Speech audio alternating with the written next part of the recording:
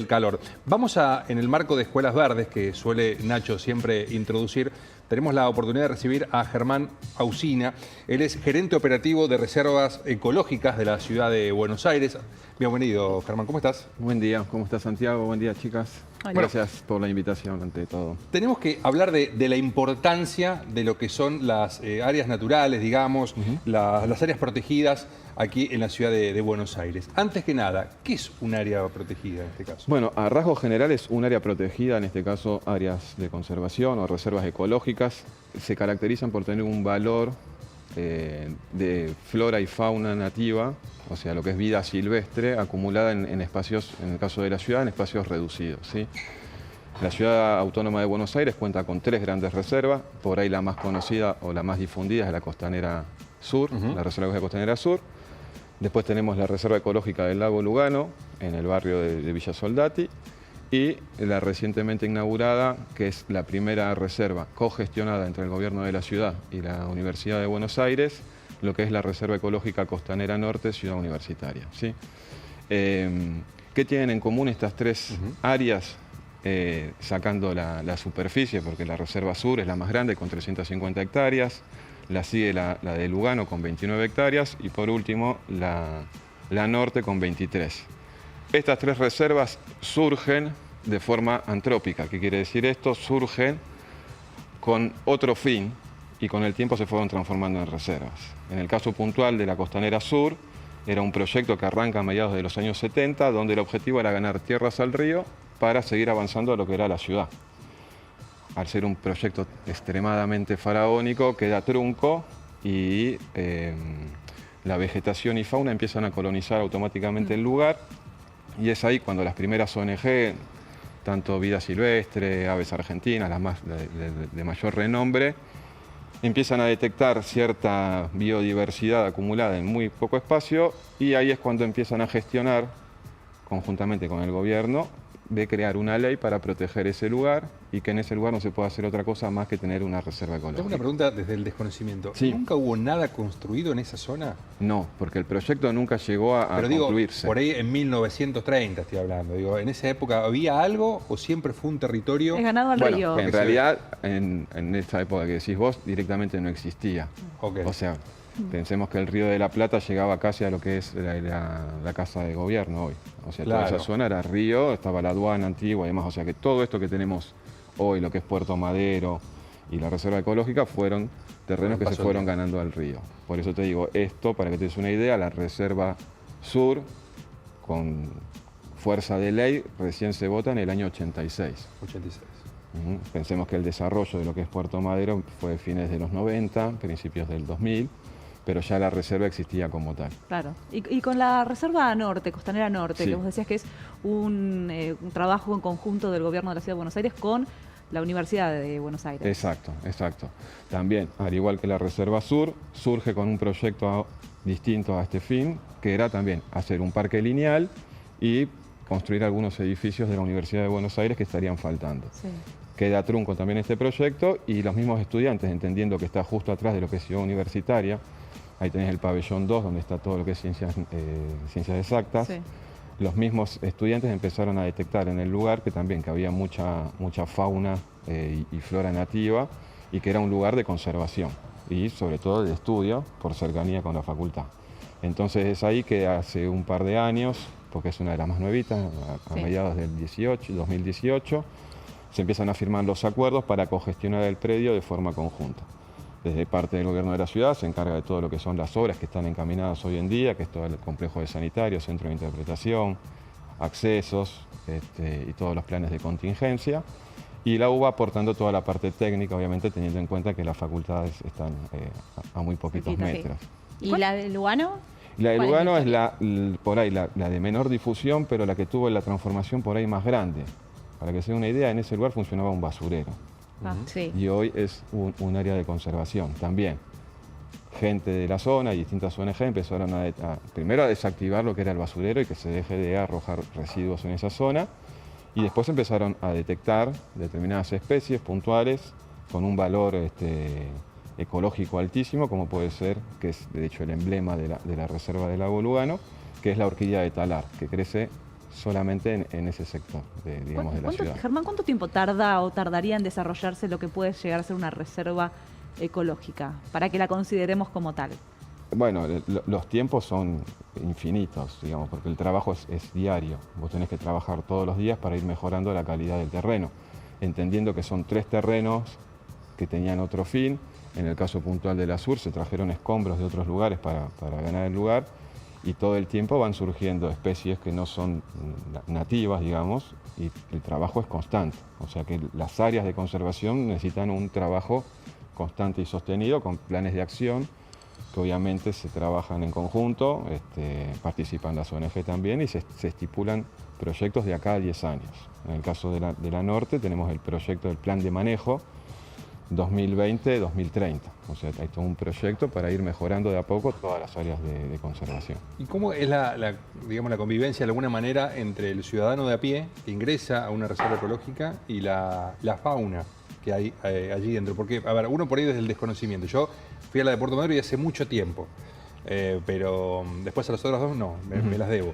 Pero digo, ¿con qué tipo de animales, aves nos vamos a encontrar? Que por ahí el ciudadano no sabe, ni se imagina que a 10 minutos de su casa se puede encontrar con eso. Bueno, en particular la Reserva Sur tiene 2 reconocimientos a nivel internacional. Uno que es un sitio Ramsar, o sea que es un humedal de importancia mundial. Y en el mismo año, en el 2005 también, tiene el reconocimiento de sitio AICA, que es un área de importancia para la conservación de aves. O sea que lo que es aves en la Reserva Sur, vas a tener una variedad absoluta, en el sentido de que, por ejemplo, el último registro que tenemos aproximadamente 320 especies de aves registradas, cuando en el total del país tenés más o menos 1000 especies. Quiere decir que 1/3 de toda la población de aves de la Argentina vive o pasó o vivió en la Reserva Ecológica de Costanera Sur. Y Germán, ¿qué es lo que no hay que hacer cuando visitamos alguna de las reservas? Bueno, principalmente no salir de los senderos, justamente para evitar tener algún tipo de contacto no deseado con alguna especie nativa. ¿Ha pasado en algún momento, digo, algún conflicto? No, casos muy esporádicos, muy puntuales. Entendamos que la fauna que habita ahí es mayormente tranquila. Como todo animal, a nosotros no nos ven como presa. O sea, imaginémonos una serpiente, que sé que no se puede decir esa palabra, que es mala suerte, va al ras del suelo. O sea, por más bajitos que seamos nosotros, somos gigantes para ellos, entonces no nos ven como una presa. Lo que va a hacer el animal va a tratar de escapar. Ahora es como todo.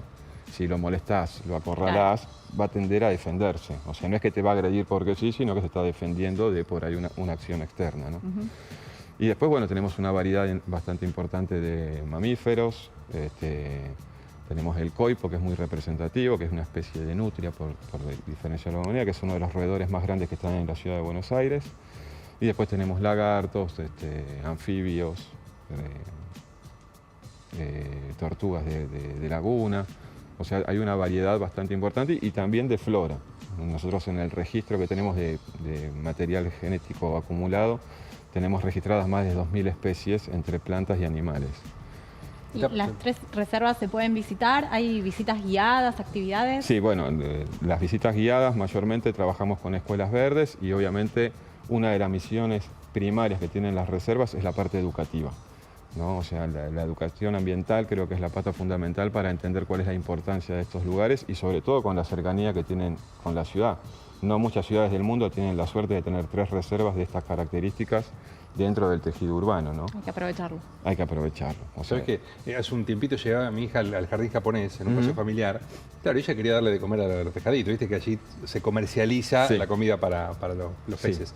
Igual son especies... Sé que es algo completamente diferente, te voy a preguntar, pero por ahí hay un chico que está en la tentación, está comiendo galletitas y le tira a una tortuga, a un, no sé... en realidad lo que tratamos nosotros, obviamente mediante información que brinda el mismo personal de la reserva, más la cartelería que acompaña los recorridos, es no alimentar a la fauna. Claro. Sí. ¿Por qué? Porque si no empezás a lo que se llama improntar el animal. El animal se empieza a acostumbrar a que durante el día determinada cantidad de gente le va a dar de comer. Entonces empieza a perder el instinto natural que tiene de cazar, inclusive de protegerse. Porque al salir por ahí de un animal de su madriguera a buscar ese alimento, no está atento que hay un predador y lo puede cazar. Entonces, fundamental no alimentar a la fauna, entendiendo que son animales silvestres. Para mascota, perro y gato. Después el resto tiene que vivir en libertad en estos espacios, controlados obviamente, pero libres de accionar. Bueno, Germán, desde ya te agradecemos la visita. No, al contrario. Yo quiero aprovechar porque tenemos que hablar acerca de lo que sucede puntualmente ahora en la provincia de Corrientes con los incendios. Esto se suma y se dificulta con el tema de la sequía, pero hace poco tuvimos un incendio muy importante en la reserva de la Costanera Sur, ¿no? Exacto, sí, hace casi un mes, el 11 de enero, se detecta por el sistema de cámaras que tiene la reserva. Ya hace varios años que venimos desde el gobierno invirtiendo mucho en lo que es, lo dijo recién el jefe de gobierno, en seguridad. La reserva ecológica cuenta con cámaras térmicas donde detectan automáticamente, donde arranca un foco ígneo, automáticamente salta una alerta. La reserva cuenta con brigadistas propios formados por el Servicio Nacional de Manejo del Fuego.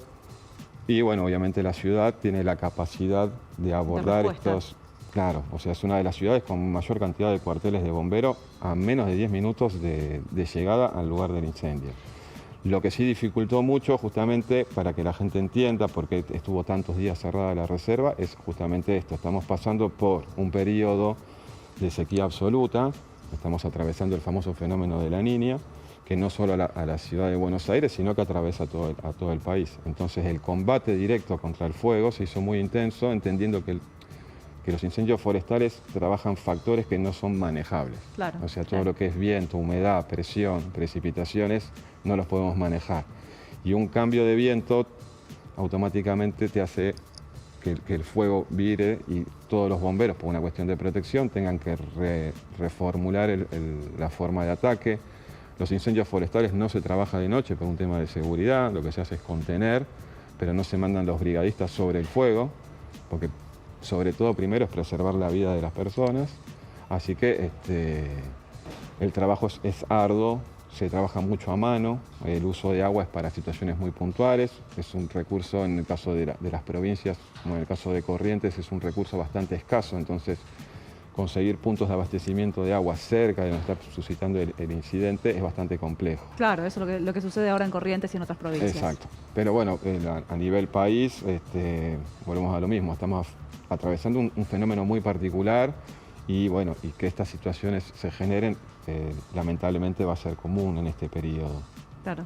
Justamente por eso, Germán, y hablábamos de lo que sucedió y vos nos decías los resortes que hay cerca de la Costanera Sur, ¿no? Con cuarteles de bombero a menos de 10 minutos, las cámaras térmicas que automáticamente pueden detectar cuando comienza un foco.